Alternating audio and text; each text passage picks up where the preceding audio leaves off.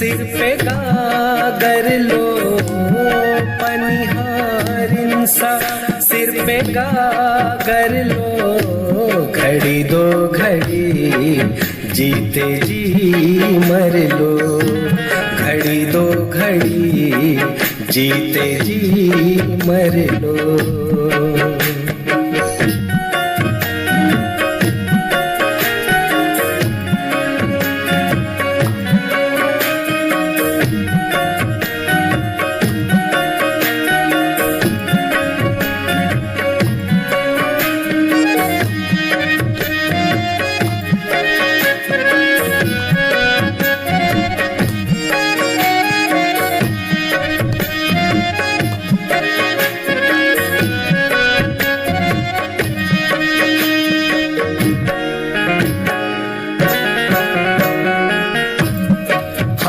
हाफिज के नहीं आता कुछ,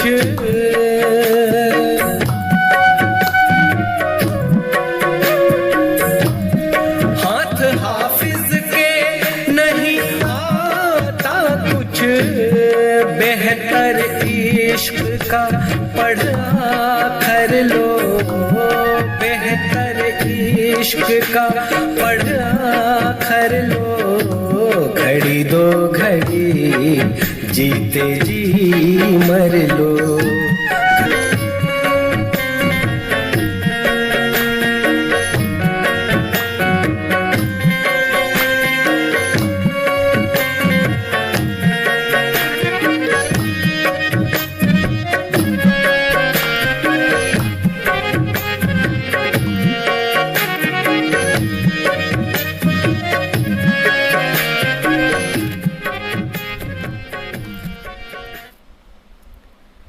जय ओशो। बैठे बैठे।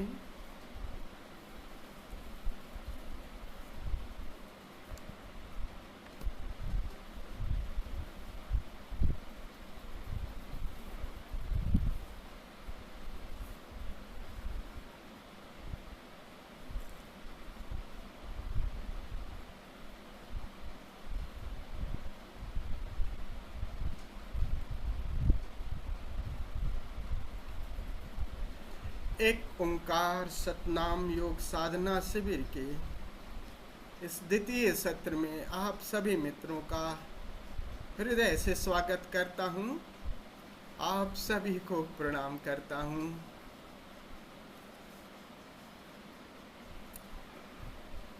हमारी चेतना, चैतन्य की ऊर्जा 7 तलों में विभक्त है और हमारे ऋषियों ने मनुष्य के 7 तरह के स्वभाव, उन 7 तलों पे अलग अलग स्वभाव में मनुष्य अलग अलग तल पे जीता है। तो वो जो 7 तल हैं, उसी तरह से ऊर्जा के 7 शरीर में चक्र हैं। मोटे मोटे 7 भी हैं, ऋषियों ने 7, किसी ने 5, किसी ने 3। तो वो स्वभाव के अनुसार 7 तल हैं। और जिस यात्रा पर हम लोग हैं, अपने मूल को जान लेने की, हम आए कहाँ से और अपने मूल तक जाने की, वहाँ तक पहुँचने के सभी जो 7 तल हैं, सभी से आप छलांग लगा सकते हैं। आप किसी तल से छलांग लगा सकते हैं। और वो 7 तल हैं मूलाधार, स्वाधिष्ठान, मणिपुर, अनाहत, विशुद्ध, आज्ञा चक्र, सहस्रार। ये 7 ऊर्जा के 7 तल हैं। स्वभाव के अनुसार अक्सर जैसे कोई व्यक्ति कर्मठ होगा तो ज़्यादा से ज़्यादा वो शरीर मूल आधार के लेवल पर जिएगा। कोई ज़्यादा व्यक्ति इंद्रियों में रस ले रहा है तो स्वाधिष्ठान पे। ऐसे ही कौन किस तल पे जी रहा है, उसी तल से और उसी तल से छलांग लग सकती है। हमारे ऋषियों ने सभी तल से छलांग लगाने की चाबी, सभी तल की चाबी को ढूंढा है, बड़ा प्रयास किया है अध्यात्म में, और वो चाबी जो है वो मंत्र की तरह है। तो इन सातों जो चक्र हैं, सातों जो तल हैं, सातों शरीर हैं, सातों चक्रों के विभिन्न अलग अलग मंत्र हैं, और अगर उन सभी मंत्रों का सही ढंग से उपयोग किया जाए तो आप वो चक्र सक्रिय हो जाता है। अगर उन चक्र को सक्रिय करिए तो उन चक्र से, जैसे जो संसार से जुड़े हुए चक्र हैं, शुरू के जो 4 चक्र हैं वो संसार से भी जुड़े हुए हैं उनका, और परमात्मा से भी जुड़े हुए हैं, तो उनसे संसार का भी उपयोग कर सकते हैं, और परमात्मा से, उन्हीं चक्रों से, उन्हीं चाबी से आप सब कुछ खोल सकते हैं, जगत का भी कार्य कर सकते हैं और परमात्मा के भी।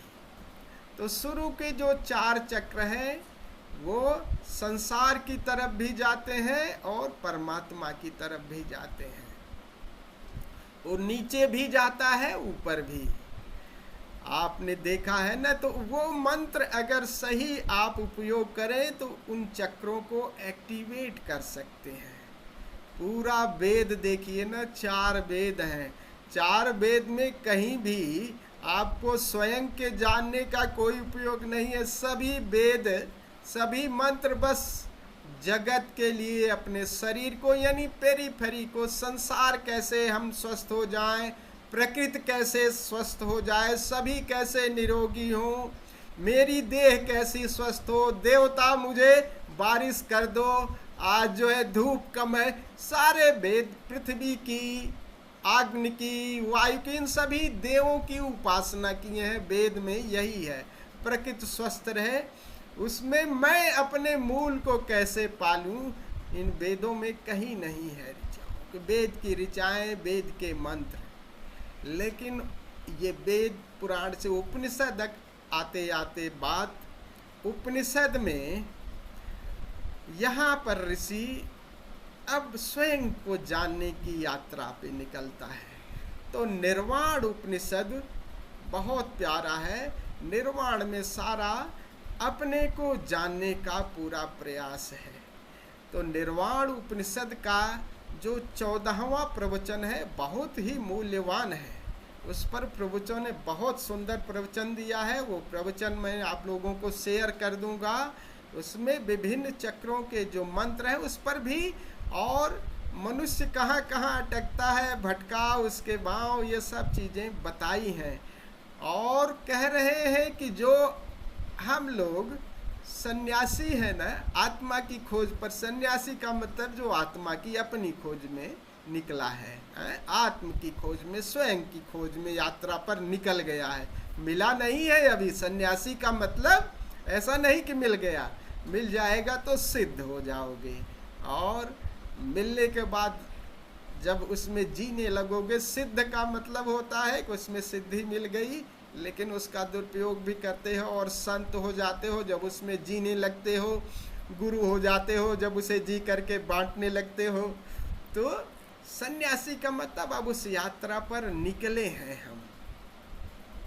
तो कह रहे हैं उसो, इसमें कहते हैं कि सन्यासी का सभी, जैसे सभी चक्रों के मंत्र हैं वैसे सन्यासी का अलग मंत्र है, सभी चक्रों के मंत्रों का। और सन्यासी जो है वो उस मंत्र का उपयोग, सन्यासी का जो चक्र है वो अनाहत है। अनाहत चक्र पर चोट करे, कोई ऐसा मंत्र हो जो अनाहत चक्र पर, नीचे के चक्रों की बात नहीं कर रहे हैं। कह रहे हैं कि जब सन्यासी होने का मतलब आप ऊर्ध्वरेती हो गए, यानी ऊर्जा अब ऊपर की तरफ सारे आप प्रयास, ऐसा नहीं है कि अभी ऊर्जा पूरी उठ गई, लेकिन अब आप सोते जगते यही ख्याल करते हो कि आप ऊपर की तरफ जाने के प्रयास में हो। तो जिसकी ऊर्जा ऊर्ध्वरेती हो गई, ऊपर की तरफ जाने की लगने लगी, अब उसको चौथे चक्र पर चोट करनी चाहिए। इसलिए सन्यासी का मंत्र अलग होगा। तो उस मंत्र, चौथे चक्र का मंत्र है सोहम। सोहम श्वास के साथ बहुत प्यारा है, और आपकी जो श्वास है बहुत ध्यान से अगर देखिएगा तो मंत्र के माध्यम से वो श्वास ही आपकी सोहम कर रही है। सांस भरते हैं तो सो, और सांस छोड़ते हैं तो हम। सोहम मंत्र से उस आपके अनाहत चक्र पर चोट पड़ती है। सभी चक्रों से आप ध्वनियाँ सुन सकते हैं, लेकिन नीचे के चक्र जो हैं वो जो ध्वनि आप सुनते हैं वो नीचे के चक्रों से सुनते हैं। अनाहत चक्र से केवल अनाहत ध्वनि सुन सकते हैं, इसी का नाम अनाहत है। तो अगर जिसने भी ये ध्वनि अनाहत सुन ली है तो इसका मतलब उसकी ऊर्जा अनाहत चक्र तक पहुंच गई है, वो सन्यासी ही हो गया है। तो सन्यासी का मंत्र है सोहम। तो सोहम से हम इस चक्र को जगाते हैं। तो सोहम एक ऐसी ध्वनि है, सोहम ऐसी कोई ध्वनि नहीं है। सोहम एक जैसे एक हाथ की, जिसे ताली कहते हैं, इस ध्वनि का उच्चारण करते करते इस पर जैसे ही चोट लगती है तो वो भीतर जो शून्य का जो संगीत है, वो संगीत तो आपका निर्वाण का है, लेकिन आपको यहाँ तक, इस चक्र तक सुनाई देती है। यहाँ से वो शून्य का संगीत आपको सुनाई देने लगता है, और फिर उस डोर को पकड़ करके फिर हम उस निर्वाण तक की यात्रा करता है सन्यासी। तो आज हम उसी का प्रयोग करेंगे, सोहम मंत्र का। ये पूरा जो प्रवचन है, ये प्रवचन मैं आप लोगों को भेज दूंगा, और इस प्रवचन को सुनिएगा। तो आज हम लोग इसका प्रयोग करेंगे। इस प्रयोग को बहुत प्यारे ढंग से सोहम के साथ हम थोड़ा सा श्वास का भी प्रयोग करेंगे। तो क्रम से है, पहले सद्गुरु का 7 मिनट का प्रवचन है, 7 मिनट का। फिर हम गुरु के प्रेम में पढ़कर गुरु की वंदना करेंगे। 7 मिनट का प्रवचन जो इसी पर ही है, सोहम पर ही है, 7 मिनट का। फिर गुरु की वंदना करेंगे। गुरुर ब्रह्मा गुरुर विष्णु गुरु ब्रह्मा में सभी देव हैं, उसी में समाये हुए। हम देवत्व के पार की यात्रा पर हैं। देवताओं की जो सारी यात्रा है वो चौथे चक्र तक है। वो देवता चौथे चक्र से ऊपर नहीं जाते। तो हम तो गुरु ब्रह्मा भी हैं, गुरु विष्णु भी हैं, गुरु महेश्वर भी हैं, और गुरु पार ब्रह्म, वो जो सारे देव, तीनों देव हैं, उनको भी कहता है न ऋषि, एको हम बहुश्यामी। तो एक का ही विभाजन हुआ, जैसे अणु का विभाजन, परमाणु का विभाजन हुआ ना, इलेक्ट्रॉन प्रोटॉन न्यूट्रॉन, उसी तरह से ब्रह्मा विष्णु महेश उस एक से, उस परम से ही, परम ब्रह्म से ही जन्मे हैं। तो गुरु वो है, गुरु पार ब्रह्म है, और उस पार ब्रह्म की जो संकेत, उस परम की की जो संकेत देता है, उसको मैं प्रणाम करता हूँ, नमन करता हूँ, क्योंकि हमें वही सूत्र दे रहे हैं। उनको सब कुछ अहोभाव, उनको समर्पण करता हूँ, अपने को अपना हाथ सौंपता हूँ कि हमें भी उस यात्रा पर ले चलें। तो ये गुरुर ब्रह्मा गुरुर विष्णु गुरुर्देव महेश्वर है। इस भाव के साथ गुरु से हम जुड़ेंगे। फिर खड़े होकर के करीब 10 मिनट सोहम एक संगीत है, बहुत प्यारा, माँ प्रिया की आवाज़ के साथ है, उसके साथ नृत्य करेंगे बैठ करके। फिर सोहम मंत्र के साथ हम ब्रीदिंग की एक्सरसाइज करेंगे। तो आपको सोहम की ध्वनि सुनाई देगी। सो के साथ आपको श्वास गहरी भरना है, और हम के साथ पूरी श्वास बाहर छोड़ देनी है। तो करीब 5 सेकंड में इनहेल करना है, और 5 सेकंड में एक्सेल करना है। तो एक्सेल का जो श्वास छोड़ने का है वो करीब 10 सेकंड का है। तो एक्सेल करके आप 5 सेकंड ठहर करके अपने शून्य को भी देखेंगे, और फिर श्वास भरेंगे, फिर श्वास छोड़ेंगे। छोड़ने की क्रिया चाहे तो आप मुंह से भी कर सकते हैं, लेकिन जब सो कहे तो पूरे विराट अस्तित्व का बोध, बहिराकाश बोध हम करें। हम की जब ध्वनि करें तो अपने पे लौटाएं कि वो विराट जो शून्य चैतन्य है बाहर का ब्रह्म, वो आत्मा में है। यथा ब्रह्मांडे तथा पिंडे, यथा पिंडे तथा ब्रह्मांडे।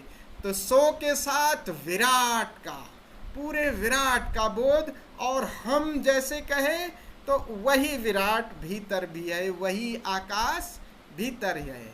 तो सो के साथ बहिराकाश और हम के साथ अंतराकाश का बोध, और अंतराकाश का भी अनुभव भी। तो हम के साथ थोड़ी देर 5 सेकंड रुकेंगे और अंतराकाश को खूब फील करेंगे, क्योंकि पहले घट में ही आप अनुभव करेंगे, तब ब्रह्म बाहर आकाश में, बहिराकाश से सीधे अनुभव में नहीं आएगा।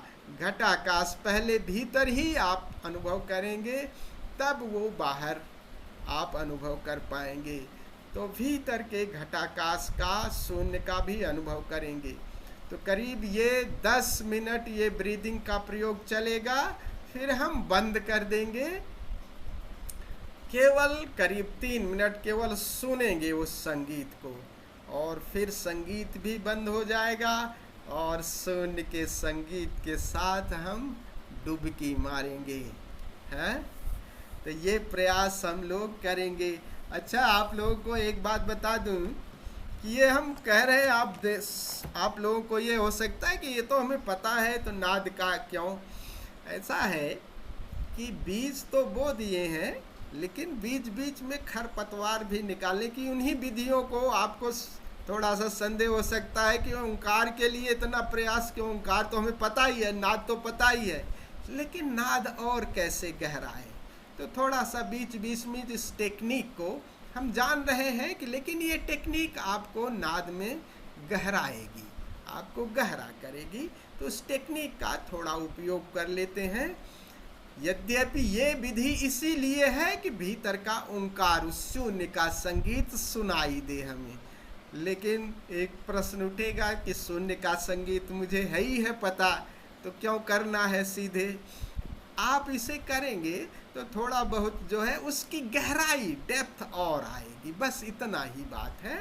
तो संगीत का पदा है, लेकिन वो संगीत इस बीच अगर इस विधि को हम करेंगे तो थोड़ा सा विचारों से, भावनाओं से हम उस शून्य में ज़्यादा गहरे और डीपर जा सकेंगे। तो आइए हम लोग इस प्रयोग को करते हैं। जस्ट क्लोज योर आईज, आंखें बंद कर लें। 7 मिनट का एक सदगुरु का प्रवचन है, प्रवचन को सुनते हैं, फिर गुरु वंदना, फिर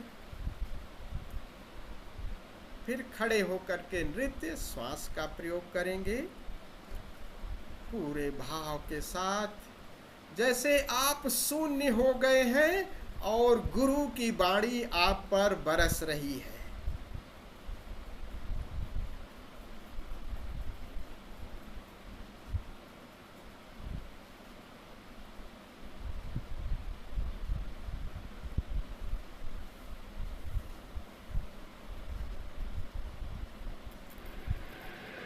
इन सन्यासियों का मंत्र क्या है?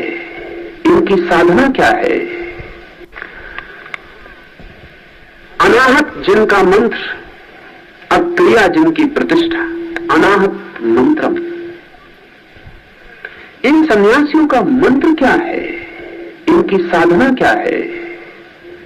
तो ऋषि कहता अनाहत मंत्र।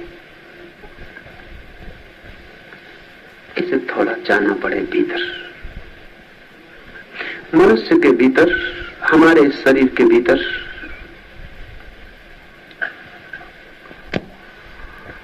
सात चक्र हैं, उनमें एक चक्र है अनाहत।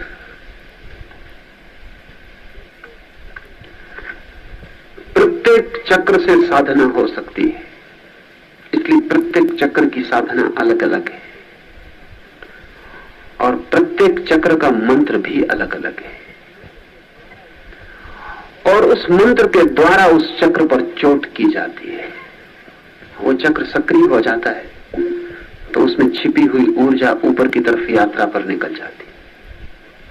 ये ऋषि कहता है कि सन्यासी का मंत्र तो अनाहत है। वो जो अनाहत चक्र है वही वो चोट करता है।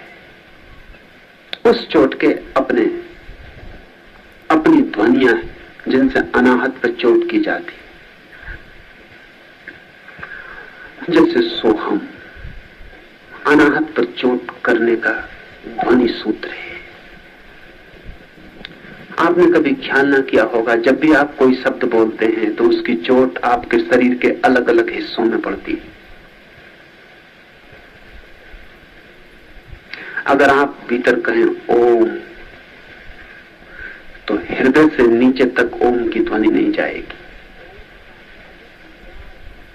ओम का अधिक गुंजार मस्तिष्क में होगा।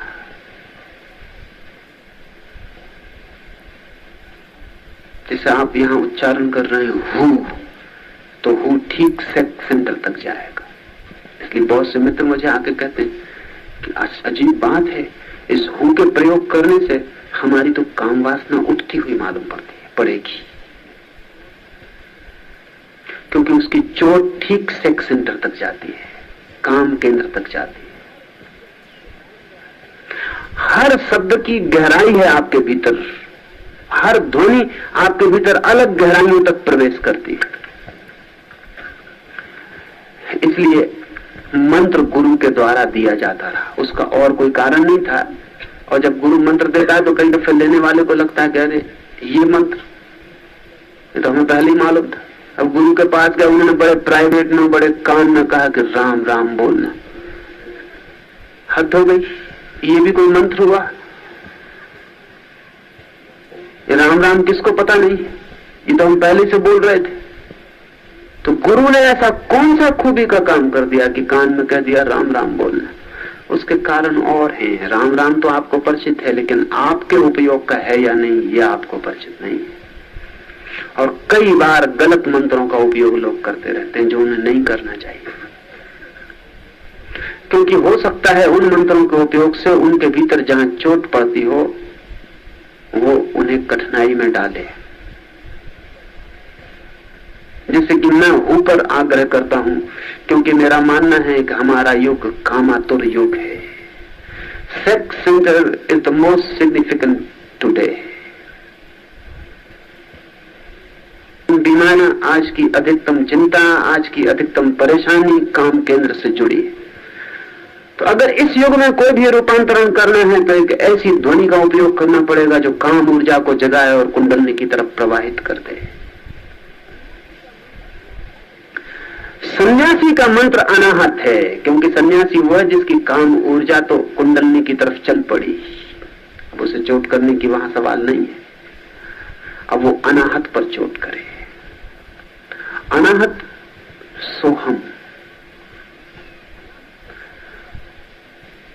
अनाहत का अर्थ होता है जो बिना चोट के पैदा हो, बिना आहत, बिना किसके। अगर हम दोनों तालियां बजाएं तो यह आहत ध्वनि है, क्योंकि चोट, दो चीजों की चोट हुई तब ये पैदा हुई।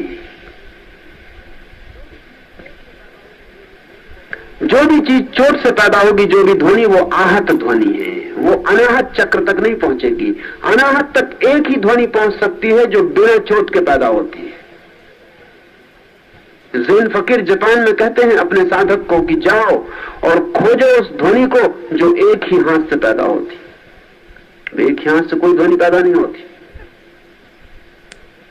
एक ध्वनि है जो अनाहत है, जैसे सोहम। सोहम आपको पैदा नहीं करना पड़ता।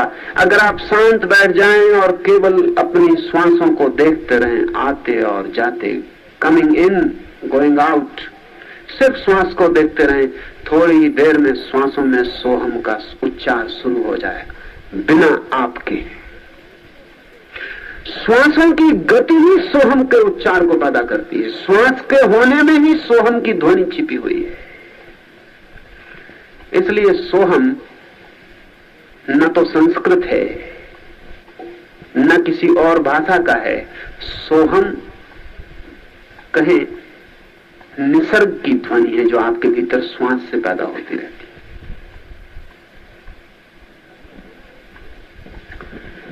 है। ये अनाहत ध्वनि है। इस ध्वनि की चोट अनाहत चक्र पर होती है और इस ध्वनि की चोट बड़ी गहरी और बड़ी बारीक और बड़ी सूक्ष्म है।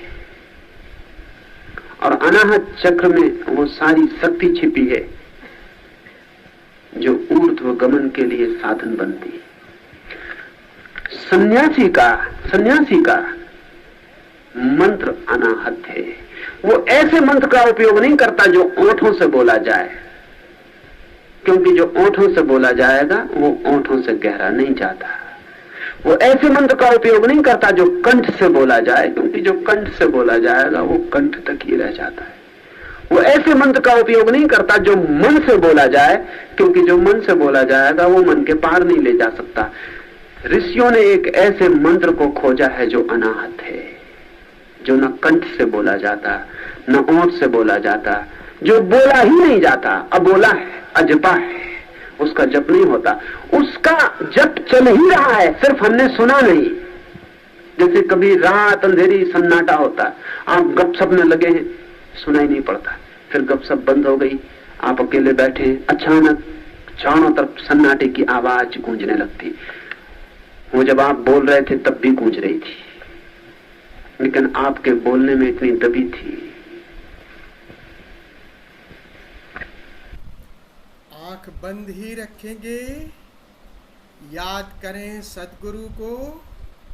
सदगुरु की वाणी सुन ली, अब सदगुरु के प्रेम में पढ़कर वंदना करते हैं। साथ साथ गुरुर् ब्रह्मा गुरुर् विष्णु गुरुर्देव महेश्वर भाव के साथ गुरु से जुड़ेंगे तो दोनों हाथ जोड़ लें हृदय चक्र पर। मानो गुरु हमारे हृदय पर ही विराजमान हैं।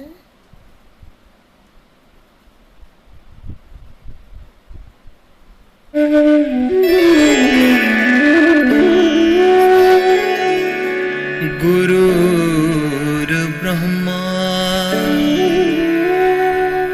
गुरुर्विष्णु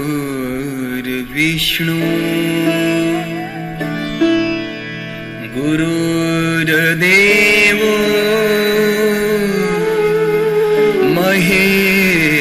महेश्वरः गुरुर् साक्षात्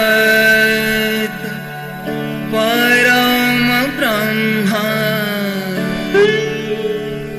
तस्मै श्री गुरवे नमः।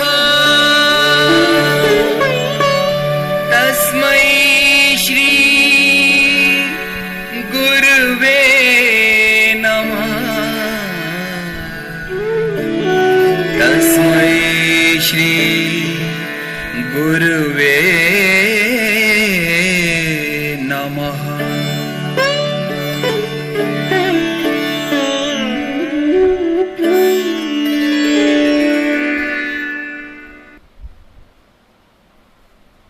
धीरे से आँख खोलें और खड़े हो जाएं। आइए भाव से भर करके नृत्य करते हैं। सोहम एक गीत है जिसमें सोहम सोहम तो गाएंगे भी और नृत्य भी करेंगे। तो खड़े हो जाएं।